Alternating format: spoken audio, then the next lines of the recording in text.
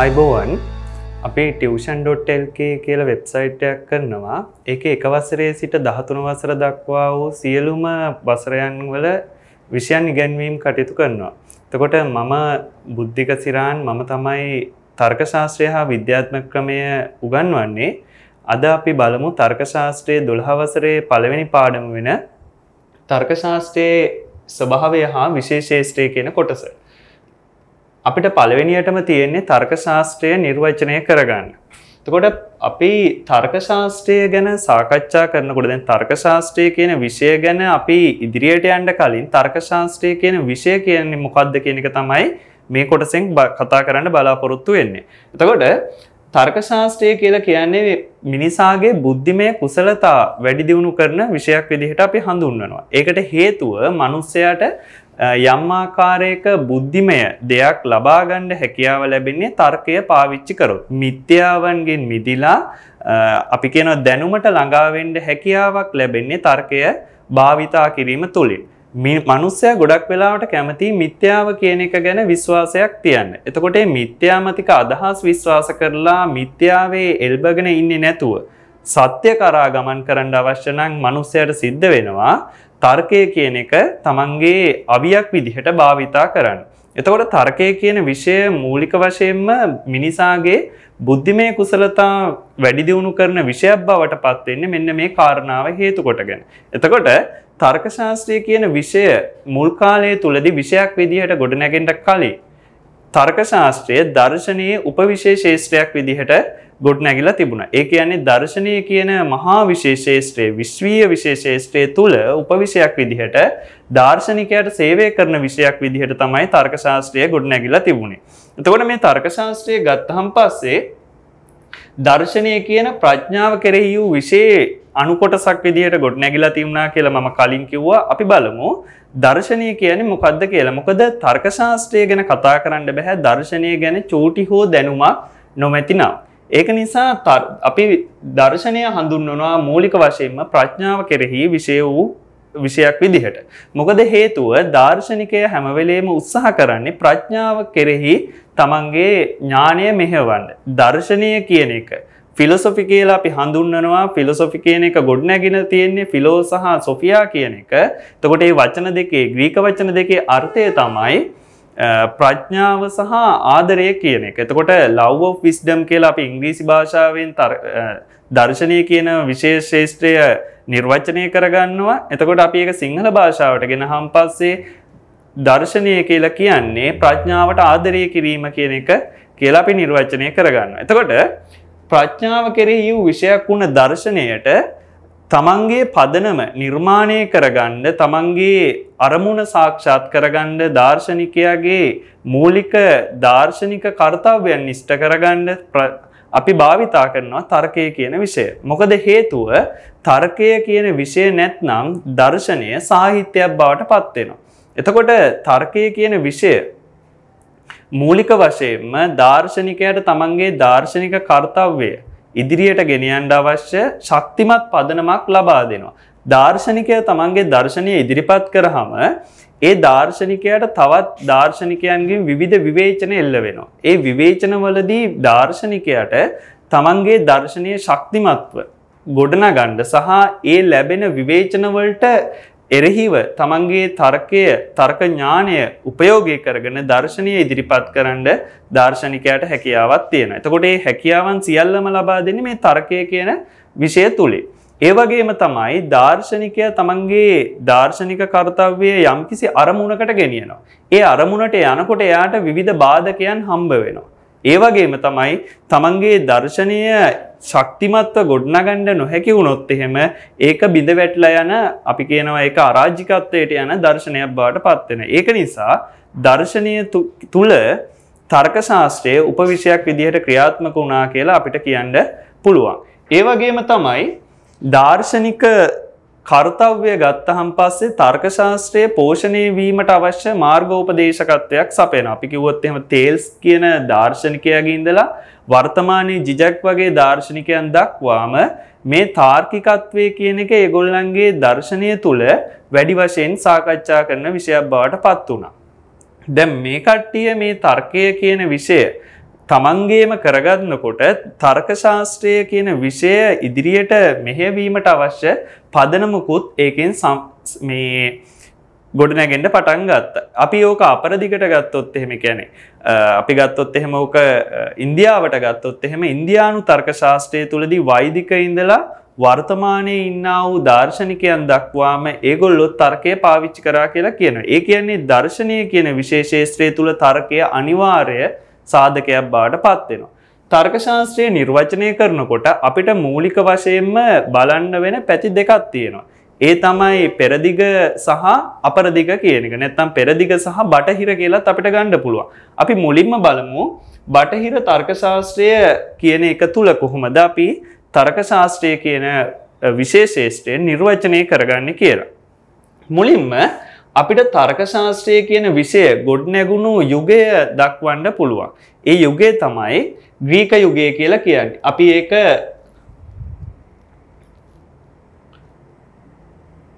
Greek යුගය කියලා කියන්නේ. අපි ඒක මුල් කාලීන දර්ශනයේ ආරම්භයේ විදිහටත් හඳුන්වනවා. එතකොට ග්‍රීක යුගය ගත්තහන් පස්සේ ග්‍රීසිය පදනම් කරගෙන අපි කියනවා බටහිර ශිෂ්ටාචාරය ආරම්භ වෙන්නේ ග්‍රීසියෙන් කියලා. එතකොට ග්‍රීක ජනයා මුල් කාලය තුලදී දාර්ශනික උනන්දුවක් දාර්ශනික මතපල කිරීමේ හැකියාවකින් යුක්ත වුණ පිරිසක් විදිහට අපිට හඳුන්වන්න පුළුවන්.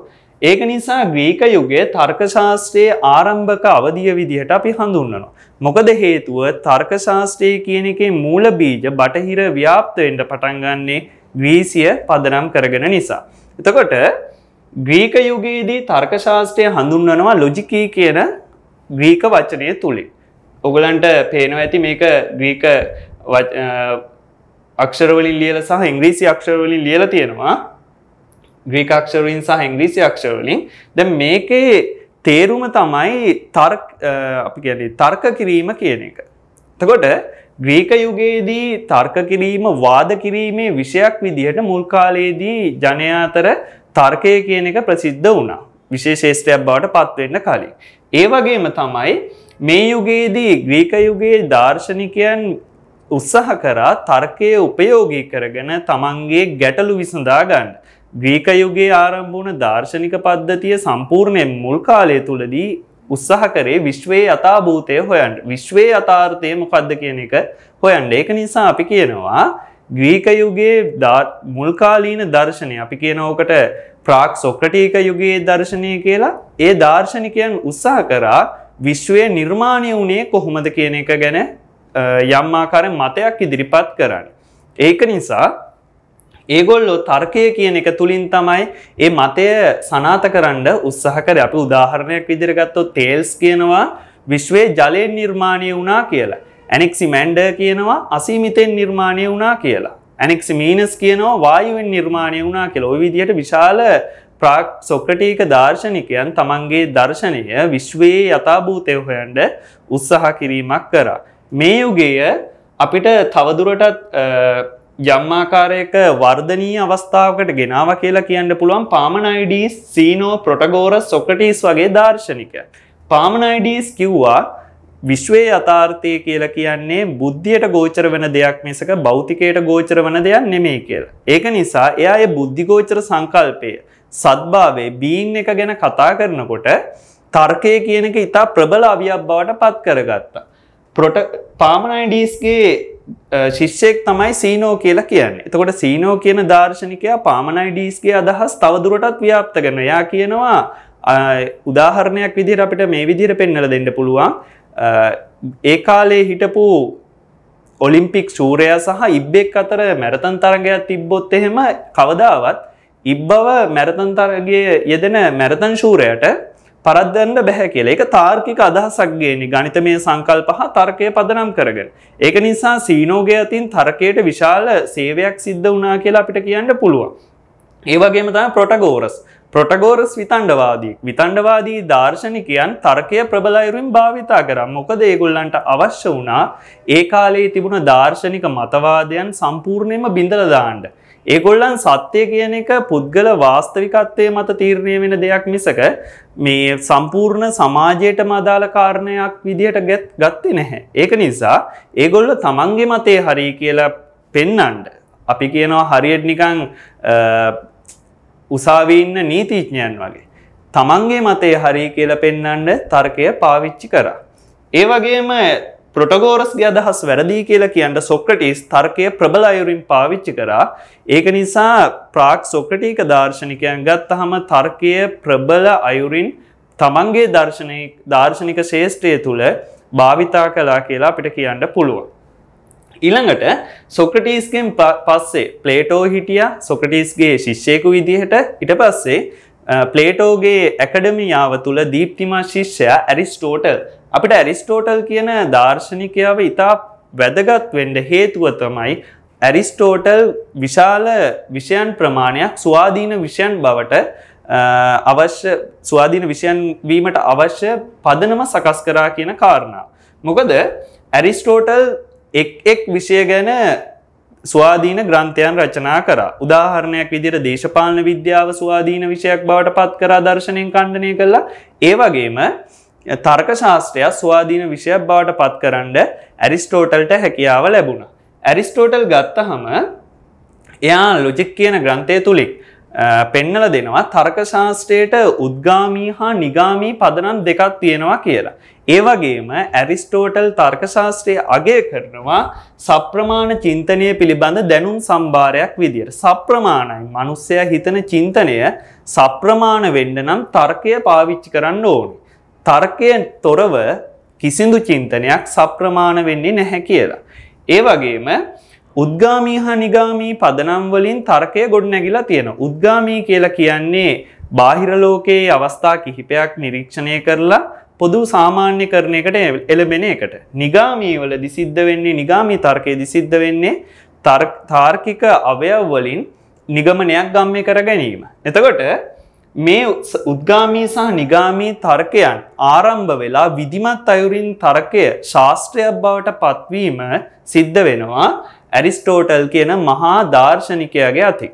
එතනින් පස්සේ දර්ශනය කියන විෂය තුල තර්ක ශාස්ත්‍රය තවදුරටත් යටත් විෂයක් බවට පත් උනේ නැහැ. ඒකට හේතුව ඇරිස්ටෝටල්ගේ මේ ඛණ්ඩණයෙන් පස්සේ තර්ක ශාස්ත්‍රයක් විදිහට ස්වාධීනව ගොඩනැගෙන්න පටන් ගත්ත නිසා. හැබැයි තර්ක ශාස්ත්‍රයයි දර්ශනයයි අතර කිසිදු සම්බන්ධතාවයක් එතනින් ඇති උනේ නැහැ. ඒකට හේතුව දර්ශනය කියන විෂය වියුක්ත විෂයක් බවට පත් වෙන්නේ නැහැ. මොකද දර්ශනයට අවශ්‍යයි හැම වෙලෙම තර්ක ශාස්ත්‍රීය විෂය. හැබැයි මේ ඇරිස්ටෝටල්ගෙන් පස්සේ නූතන අවධිය වෙනකම්ම තර්ක ශාස්ත්‍රය කියන විෂය එක්තැන පල් වෙන විෂයක් බවට පත් වුණා. අපි කියනවා සෑහෙන කාලයක්. අවුරුදු 1000ක් 1500ක් විතර තර්ක ශාස්ත්‍රය එකතැනම තිබුණ විෂයක් බවට පත් වෙනවා. මොකද හේතුව මේ ඇරිස්ටෝටල් උද්ගාමී සහ නිගාමී තාර්කික අනුමාන ඉදිරිපත් කරාන් පස්සේ ඒ කාලේ හිටපු ඇතැම් චින්තකයන් කල්පනා කරා විශේෂයෙන්ම මධ්‍යතනික යුගයේ දාර්ශනිකයන් සහ ඊට පසු කාලීන හිටපු ඇතැම් දාර්ශනිකයන් කල්පනා කරා ඇරිස්ටෝටල්ගේ අතින් තර්ක ශාස්ත්‍රයට වෙන්න ඕනේ අවශ්‍යම දේවල් ටික වෙලා ඉවරයි. එතනින් එහාට තව දේවල් තර්ක ශාස්ත්‍රය තුල ගොඩ නැගෙන්න නැහැ කියලා.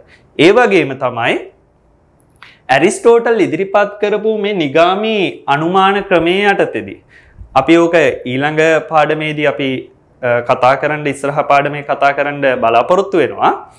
ඇරිස්ටෝටල් ඉදිරිපත් කරනවා සංවාක්‍ය තර්ක. එතකොට මේ සංවාක්‍ය තර්ක ක්‍රමය සදාතනික සත්‍යයක් විදිහට සදාතනික අනුමාන ක්‍රමයක් විදිහට පසු කාලීන දාර්ශනිකයන් විශ්වාස කරනවා. ඒ වගේම තමයි ගණිතය වගේ විෂයන් හදාරපු චින්තකයන් දාර්ශනිකයන් තර්ක ශාස්ත්‍රයේ වර්ධනය කරන්න අවශ්‍ය පදනමක් සකස් කරන්න උත්සාහ කරේ නැහැ.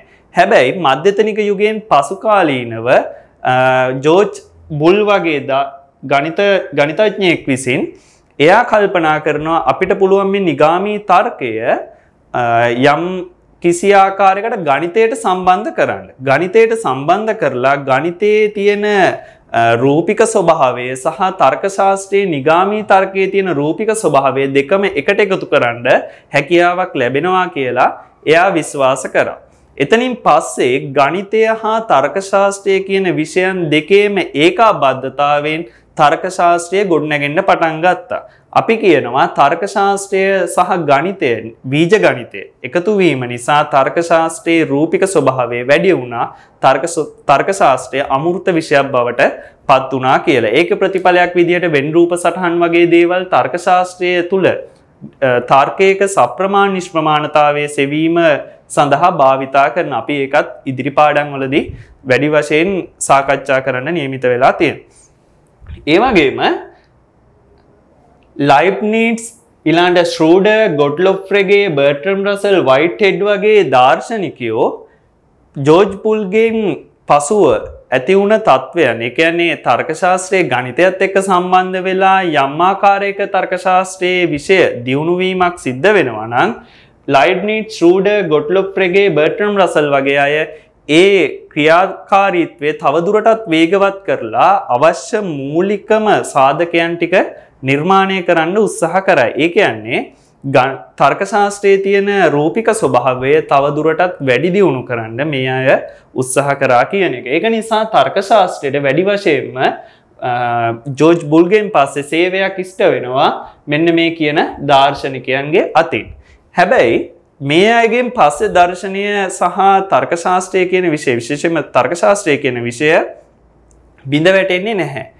තර්ක ශාස්ත්‍රයේ තියෙන රූපික ස්වභාවය තව වැඩි දියුණු වෙනකොට මේක නූතනයේ තවත් ශාස්ත්‍රات එක්ක එකතු වෙනවා. උදාහරණයක් විදිහට පරිගණක තාක්ෂණයත් එක්ක ඊළඟ කෘත්‍රිම බුද්ධියත් එක්ක එකතු වෙලා තාක්ෂණික හා විද්‍යාත්මක ඥානයත් සමග සම්බන්ධ වුණ විෂයක් බවට තර්ක ශාස්ත්‍රය පත් වෙනවා.